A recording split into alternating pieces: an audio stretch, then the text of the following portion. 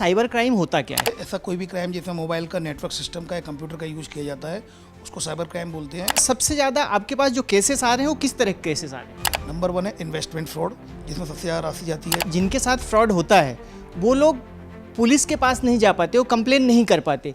आप जितना ब्लैकमेल होंगे आपको उतना ही ब्लैकमेल करते रहेंगे वो। मैंने अभी तक कोई भी ऐसा केस नहीं देखा जिसमें लोगों ने पैसे दिए और उन्होंने वीडियो वायरल करने की धमकी देना बंद कर दिया हो। अगर आपके साथ फ्रॉड होता है बिल्कुल झिझके नहीं, तत्काल आएँ, अपनी रिपोर्ट लिखाएं। किसी के साथ साइबर फ्रॉड होता है तो उसको सबसे पहले क्या करना चाहिए? देखिए, अगर किसी के साथ साइबर फ्रॉड होता है तो सबसे पहला काम उसका ये है कि 1930 पर तत्काल उसको डायल करके कंप्लेंट रजिस्टर कराएं। पैसा आने में कितना टाइम लगता है? वो 7 to 15 डेज के अंदर वो पैसा वापस। कुछ स्टूडेंट हैं जो अपने अकाउंट्स को किसी को किराए में दे देते हैं पैसे कमाने के चक्कर। It is totally illegal. आपको 5 से 7 साल तक की सजा हो सकती है। कैसे करते हैं वो लोगों को डिजिटल अरेस्ट? डिजिटल अरेस्ट है बेसिकली अभी जो 3 तरह की प्रोसेस। एक बार ऐसा केस आपके साथ भी हो चुका है। दिन में क्या वर्दी पहने हुआ था यूनिफॉर्म, तो यूनिफॉर्म को देख के उसने फ़ोन काट दिया। नमस्कार, आप देख रहे हैं सवाल जनता का, जहां हम जनता के मन की बातों को लेकर सीधे जिम्मेदार अधिकारियों के पास जाते हैं, उनसे पूछते हैं सवाल जनता का। तो आज हमारा विषय है साइबर क्राइम। आज हमारे साथ मौजूद हैं इंदौर पुलिस क्राइम ब्रांच के एडिशनल डीसीपी श्री राजेश दंडोतिया जी। उनसे हम आप जानेंगे साइबर फ्रॉड के बारे में। सबसे पहले आपका बहुत बहुत स्वागत है सर हमारे खास कार्यक्रम सवाल जनता का में। Thank you very much. Thank you sir, सबसे पहले हम आपसे ये जानना चाहेंगे कि साइबर क्राइम होता क्या है? देखिए, ऐसा कोई भी क्राइम जिसमें मोबाइल का नेटवर्क सिस्टम का या कंप्यूटर का यूज़ किया जाता है उसको साइबर क्राइम बोलते हैं। इसमें कंप्यूटर टारगेट भी हो सकता है या कंप्यूटर का उपयोग भी हो सकता है। और इसकी 2 बड़ी कैटेगरीज है। अगर लेमेंस परसेप्शन में अगर अपन समझें तो लेमेंस टर्मिनोलॉजी में 2 तरीके के फ्रॉड होते हैं। एक फाइनेंशियल फ्रॉड होता है और एक सोशल मीडिया फ्रॉड होता है। फाइनेंशियल फ्रॉड में आपका इसमें फिशिंग आ जाता है और आपका इसमें स्टॉकिंग आ जाता है। इसमें ऑनलाइन स्टॉक करते हैं, उसमें पैसा मांगते हैं, ब्लैकमेल करते हैं। इंस्टेंट लोन ऐप का फ्रॉड होता है, कस्टमर केयर फ्रॉड होता है, जॉब रिलेटेड फ्रॉड होता है, मैट्रिमोनियल फ्रॉड होता है, आपका OLX फ्रॉड होता है और इन्वेस्टमेंट फ्रॉड होता है, डिजिटल अरेस्ट होता है। इस तरह के फ्रॉड जिसमें कि फाइनेंशियल लॉस इन्वॉल्व हो। वहीं दूसरा फ्रॉड होता है सोशल मीडिया फ्रॉड, जिसमें फाइनेंशियल लॉस कम इन्वॉल्व होता है। इसमें डिफेमेशन ज़्यादा होता है। जैसे फेक प्रोफाइल बना ली, फेक आईडी बना दी तो किसी को डिफेम करने की कोशिश करने लगे। डिफरेंट इंस्टीट्यूशन या कोचिंग क्लासेज या फिर स्कूल्स ऐसे जो होते हैं तो एक दूसरे को डिफेम करने के लिए फेक प्रोफाइल आईडी बना रहे हैं तो उनको डिफेम किया जाए, तो इसमें फाइनेंशियल लॉस कम इन्वॉल्व होता है। तो इस तरह के फ्रॉड 2 प्रकार के फ्रॉड होते हैं। मेजरली अगर हम देखेंगे तो फाइनेंशियल साइबर फ्रॉड सबसे ज़्यादा फ्रॉड होता है। तो सर, इनमें से खास ट्रेंड जो देखने को मिल रहा है आज के टाइम पे, तो उसमें सबसे ज़्यादा आपके पास जो केसेस आ रहे हैं वो किस तरह के केसेस आ रहे हैं? देखिए, सबसे इम्पोर्टेंट जो 5-6 मैं बताता हूँ आपको जो फ्रॉड है जो सबसे ज़्यादा चल रहे हैं। नंबर 1 है इन्वेस्टमेंट फ्रॉड, जिसमें सबसे ज़्यादा राशि जाती है, जिसमें आपको क्रिप्टो करेंसी में इन्वेस्ट करने के लिए या फिर ऑनलाइन टास्क में छोटे छोटे टास्क देकर फिर आपको धीमे से इन्वेस्टमेंट के लिए टर्न कराया जाता है। तो इन्वेस्टमेंट फ्रॉड है क्रिप्टो करेंसी में इन्वेस्टमेंट करना। दूसरा फ्रॉड है आपका सेक्सटॉर्शन, जिसमें कि आपको अननोन वीडियो कॉल से करके आपका वीडियो बना लिया जाता है, फिर आपको ब्लैकमेल किया जाता है। तीसरा फ्रॉड है आपका डिजिटल अरेस्ट, जिसमें कि आपको भय दिखाकर आपका CBI और कोई लॉ एनफोर्समेंट एजेंसी बनकर वीडियो कॉल पर लेकर और भय दिखाकर पैसे ऐंठते हैं। चौथा है आपका ये कस्टमर केयर फ्रॉड, जिसमें कि आप गूगल से क्या करते हैं, डायरेक्ट गूगल से नंबर लेते हैं। तो होटल बुक कराना हो, हेलीकॉप्टर बुक कराना हो, कोई भी डॉक्टर से अपॉइंटमेंट लेना हो या फिर कोई स्विगी या जोमेटो का कस्टमर केयर का नंबर चाहिए या फिर किसी बैंकिंग इंस्टीट्यूशन का नंबर चाहिए तो हम डायरेक्टली गूगल से लेते हैं। तो इस तरह के फ्रॉड होते हैं। नंबर 4। नंबर 5 में परिचित बनकर कॉल करने वाले काफ़ी फ्रॉड होते हैं, जैसे कि उसमें आपको कि मैं आपके रिश्तेदार बोल रहा हूँ, इस तरह के रिश्तेदार बन के फिर फ्रॉड करते हैं।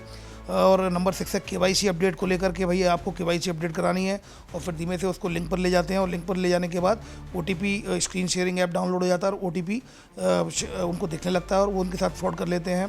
फिर अननोन लिंक को क्लिक करने वाले लोग हैं कुछ, और इसके अलावा फिर अननोन APK फाइल के भी केसेज आ रहे हैं। तो इस तरह के मेजर केसेज यही हैं। सर, कुछ साइबर फ्रॉड के केस में क्या होता है कि जिनके साथ फ्रॉड होता है वो लोग पुलिस के पास नहीं जा पाते, वो कंप्लेन नहीं कर पाते किसी वजह से, चाहे शर्मिंदगी की वजह हो या कोई और भी कारण हो, तो उनके लिए आप क्या कहना चाहेंगे? देखिए, सबसे पहली बात तो ये है कि आपको जागरूक रहना है, अपने आप को सेंसिटाइज करना है। कोई भी अगर कोई आपकी फेक प्रोफाइल बना के, फेक आईडी बना के या फेक वीडियो बना के आपको ब्लैकमेल कर रहा है तो आपको उसी स्टेप पे उसको रोकना होगा। मैंने अभी तक कोई भी ऐसा केस नहीं देखा जिसमें लोगों ने पैसे दिए और उन्होंने वीडियो वायरल करने की धमकी देना बंद कर दिया हो। आप जितना ब्लैकमेल होंगे आपको उतना ही ब्लैकमेल करते रहेंगे। वो पहले 5,000 मांगेंगे, फिर 50,000 मांगेंगे, फिर आपकी कैपेसिटी के हिसाब से 5 लाख भी मांगेंगे। ऐसे ऐसे केसेज है जिसमें लोगों के साथ 50 लाख का ही फ्रॉड हुआ है। तो मेरा सबमिशन इस चैनल के माध्यम से ये है व्यूअर्स को कि जागरूक रहें, रिपोर्ट करें। पहले स्टेप पर ही अगर आप ब्लैकमेलर को रोक देंगे तो आपके साथ कोई भी फ्रॉड नहीं होगा, आपका पैसा बचा रहेगा और आप निश्चिंत रहें। डिफेमेशन कुछ भी नहीं होता। आदरणीय प्रधानमंत्री श्री नरेंद्र मोदी जी ने भी अपने मन की बात में ये बोला था कि अगर किसी के साथ फ्रॉड होता है तो उसको सबको बताएं, जिससे दूसरे लोग जागरूक रहें।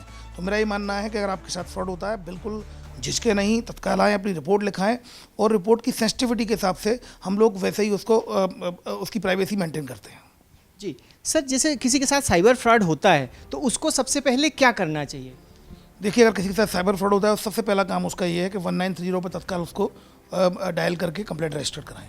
क्योंकि उसमें क्या होता है, 1930 पर आपने कंप्लेंट रजिस्टर की तो हम वो अकाउंट अगले 20 से 25 मिनट में वो सारे अकाउंट्स होल्ड और फ्रीज हो जाते हैं जिनमें आपका पैसा गया है, तो पैसे मिलने की संभावना बनी रहती है। अगर ये 1930 पर ट्रैफिक ज़्यादा है तो NCRB का जो रिपोर्टिंग पोर्टल है, national cyber crime reporting portal www.cybercrime.gov.in, आप इस पर भी अपनी कंप्लेंट रजिस्टर करा सकते हैं।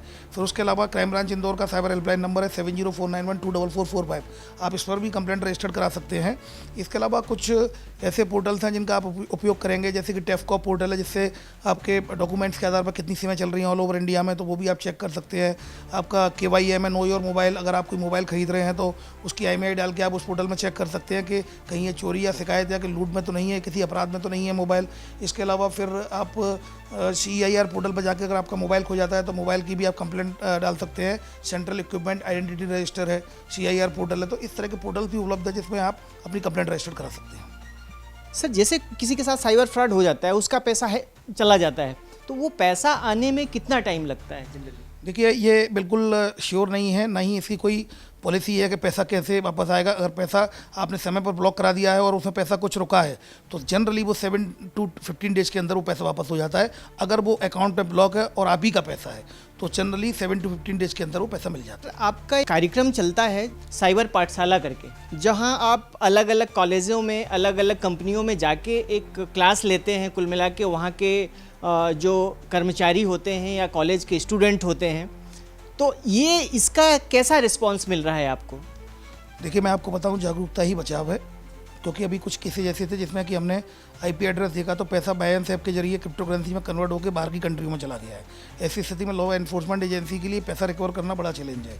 तो फिर बैक टू द बेसिक्स, अगर बेसिक्स पर हम जाएंगे तो बेसिक्स में सबसे पहली बात ही ये है अवेयरनेस, जागरूक करें लोगों को कि अगर जागरूक करेंगे तो उनके साथ फ्रॉड ही नहीं होगा। मैंने एक आकाशवाणी के साथ प्रोग्राम चलाया था, सेफ क्लिक विद आकाशवाणी, जो 15 डेज में लाइव गया था। तुम्हारे रिमोट एरियाज़ के लोगों को भी इसके बारे में बताया गया कि किस तरह से सावधान रहना हो, किन नंबरों पर रिपोर्ट करनी है। तो जागरूकता ही बचाव है। अगर हम जागरूक रहेंगे तो अपना बचाव कर पाएंगे। और जहाँ तक हम पब्लिक गैदरिंग में जाते हैं, हम सभी लोग इंदौर पुलिस कमिश्नरेट में लगातार ये कार्यक्रम चल रहा है और पब्लिक प्लेस पर जाकर हम सभी लोगों को इसके बारे में बताते हैं और उसके पॉजिटिव परिणाम आ रहे हैं। उसका आपको उदाहरण देता हूं कि एक पिछले साल 2024 में 80 से अधिक डिजिटल अरेस्ट के मामले सामने आए थे इंदौर में, और अभी 1 जनवरी से लेकर और अभी अप्रैल के फर्स्ट वीक तक सिंगल मामला डिजिटल अरेस्ट का अभी क्राइम ब्रांच में नहीं आया है। सर, कई बार ऐसा होता है, कुछ स्टूडेंट हैं जो अपने अकाउंट्स को किसी को किराए में दे देते हैं पैसे कमाने के चक्कर में, थोड़ा सा पैसा कमाने के चक्कर में। उसके बाद क्या होता है कि उनका पूरा जीवन खराब हो जाता है क्योंकि वो साइबर फ्रॉड में फंस जाते हैं। बिल्कुल ठीक कहा आपने। इस तरह का ट्रेंड है। जो टेलीग्राम चैनल इसका बन चुका है, उसमें ग्रुप्स हैं और ग्रुप्स में ये लोग रेंट पर कमीशन पर अकाउंट मांगते हैं। कभी कॉर्पोरेट अकाउंट मांगते हैं, उसका पैसा ज़्यादा होता है क्योंकि उसमें ज़्यादा ट्रांजेक्शन होगा, और इस तरह से वो लोग रेंट पे लेते हैं। कमीशन के चक्कर में स्टूडेंट्स भी फंस जाते हैं। कई गरीब लोग होते हैं, कई ऐसे लोग जिनको पैसे की जरूरत होती है, वो फंस जाते हैं। उनको ऐसा लगता है इसमें ट्रेडिंग चल रही है जो लीगल है, जबकि मैं इस चैनल के माध्यम से बता दूं इट इज़ टोटली इलीगल। आपको 5 से 7 साल तक की सज़ा हो सकती है। आप कभी भी अपना रेंट पर अकाउंट न दें, कमीशन पर अपना अकाउंट न दें, बैंक अकाउंट, क्योंकि इसमें साइबर फ्रॉडिस्टर करोड़ों की राशि को इधर से उधर करते हैं और आपका चूंकि नाम होता है, आपके डॉक्यूमेंट्स लगे होते हैं, तो पुलिस आपको पकड़ेगी और आपको जेल हो जाएगी। तो कृपया करके इस तरह की डेंजरस प्रैक्टिसेज ना करें। आप अपनी सिम को, अगर आप अपने नाम से सिम इशू करा रहे हैं तो आप ही उसका उपयोग करें, किसी को किराए पर या बेचें नहीं, जिससे कि वो उसका गलत इस्तेमाल करेगा और डॉक्यूमेंट्स आपके मिलेंगे तो कहीं ना कहीं आप आरोपी बनेंगे। सर, डिजिटल अरेस्ट का जो केस होता है, डिजिटल अरेस्ट में वैसे क्या प्रोसेस होती है, कैसे करते हैं वो लोगों को डिजिटल अरेस्ट? डिजिटल अरेस्ट है बेसिकली अभी जो 3 तरह की प्रोसेस है। नंबर 1 तो ये है कि वो आपको ये फ़ोन करके बोलेंगे कि हम फेडेक्स इंटरनेशनल कुरियर सर्विस के कस्टमर केयर से बोल रहे हैं और आपके पार्सल में ड्रग्स निकला है, आप ऑनलाइन वीडियो इन्वेस्टिगेशन में आ जाइए। और फिर धीमे से दूसरा होता है, या तो आपके 2 घंटे में आपकी सिम बंद होने वाली है, हम ट्राई के कस्टमर केयर से बोल रहे हैं, या फिर आरबीआई के कस्टमर केयर से बोल रहे हैं आपके अकाउंट 2 घंटे बंद होने वाले हैं। तो ये लोग इस तरह से बात करते हैं और उनके बाद वीडियो कॉल पे लेकर आ जाते हैं। फिर पुलिस की वर्दी पहनकर, पुलिस ऑफिसर बनकर, law enforcement agency, CBI, ED, crime branch बनकर फिर उनको डराते हैं ऑनलाइन इन्वेस्टिगेशन के नाम पर कि वीडियो कॉल पर आपके इन्वेस्टिगेशन चलेगी, और फिर अकाउंट से पैसा ट्रांसफ़र करा लेते हैं और उसके बाद उनको भय दिखाते हैं जिससे कि वो डर जाएं और फिर उनकी बात मानते चले जाएं, और बात मानते चले जाते हैं वो लोग और पैसा ट्रांसफ़र कर देते हैं।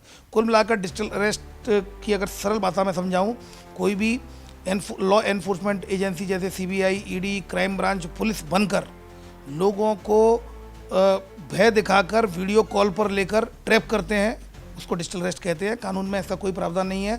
लॉ एनफोर्समेंट एजेंसी केवल फिजिकली अरेस्ट करती हैं। डिजिटल अरेस्ट जैसी कोई भी प्रावधान ना कानून में है, ना ही इस तरह की कोई टर्मिनोलॉजी है। सर, आपसे आखिरी सवाल, एक बार ऐसा केस आपके साथ भी हो चुका है, आपके पास भी एक वीडियो कॉल आया था, उसके बारे में ज़रा बताएं।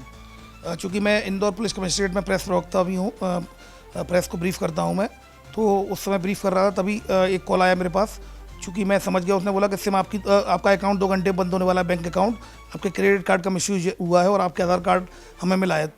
तभी मैं समझ गया कि डिजिटल अरेस्ट का कॉल है। तो मैंने सभी मीडिया बंधुओं को ये बोला कि वो आप इसकी रिकॉर्डिंग करिए, और वो सब लोग रिकॉर्ड करते रहे। तो मैं लगातार बात करता रहा। फिर वीडियो कॉल पे आया।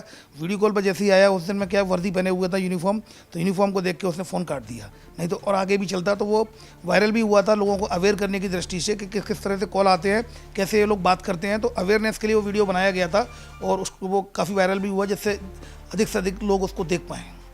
धन्यवाद सर। तो देखा आपने आज साइबर फ्रॉड के बारे में हमें किस तरह से जानकारी मिली। आज के लिए बस इतना ही। धन्यवाद।